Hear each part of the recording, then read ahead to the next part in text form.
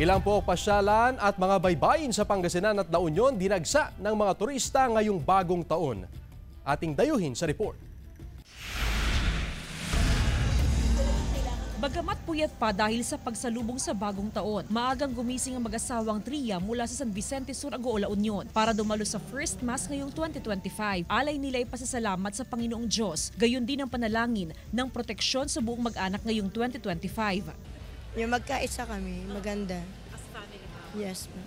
Sana yung patuloy yung pagmamahal at saka pagbibigyan namin sa aming buhay. Mula naman sa San Fernando City, La Union, maagang bumiyahe papunta sa Eco Park sa bayan ng Agoo ang pamilya Cachero. Dala ang mga inilutong pagkain sa medianoche at extended dito ang pagdiriwang nila ng bagong taon ng mag-anak. Bukod sa magandang tanawin, tabi lang nito ang beach, kaya naman anytime pwedeng mag-swimming. Nagulat ako, ang ganda pala. Oo, ma'am. Ayun. Kaya nakakatuwa mag-celebrate dito, ma'am. Oo. So buong family, ma'am, dito ngayon. Oo. Kumusta ang New Year celebration niyo, ma'am? Okay naman, masaya.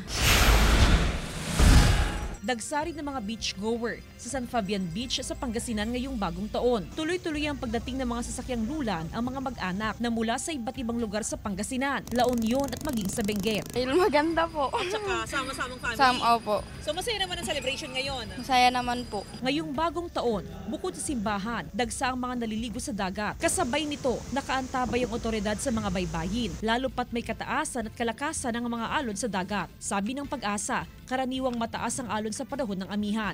Yung dagat natin ngayon, medyo malakas ang alon. Kaya kailangan din talagang bantayan at makipag-coordinate tayo sa DDRRA mo para masigurong ligtas ang ating mga kababayan. Kasama si Daryl Peralta, Jasmine Gabriel Galban, One North Central Luzon.